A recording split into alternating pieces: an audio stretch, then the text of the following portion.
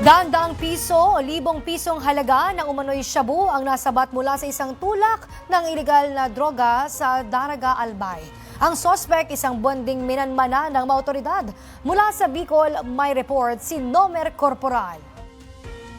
Hindi na nakapalagpa ang lalaking tulak na ito matapos magpositibo sa ikinasang bypass operation na pinangunahan mismo ni Police Lieutenant Colonel Edgar Azutea, hepe ng Daraga PNP, katuwang ang PDEA Albay. Ikinasa ang operasyon dakong alas 9:30 ng gabi nitong linggo, November 2, sa Barangay Anislag, Daraga, Albay.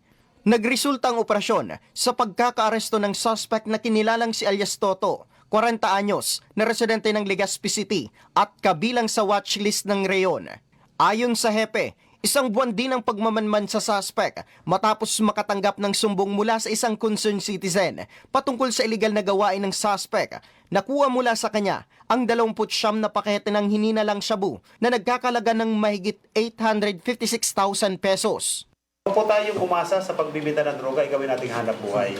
Kasi po, kung marami po ang manadamay, mga kabataan natin, marami tayong kabataan na baka mabiktima dyan, kawawa naman po ang kanilang kinabukasan. Napag-alaman din na dati nang nakulong ang suspect dahil sa ibang kaso, habang ngayon naharap siya sa kasong paglabag sa Republic Act 9165 o Comprehensive Dangerous Drugs Act of 2002. Isang tao ay under the influence of drugs, kung ano ang maisip talagang gagawin. So ayaw po natin ng ganon.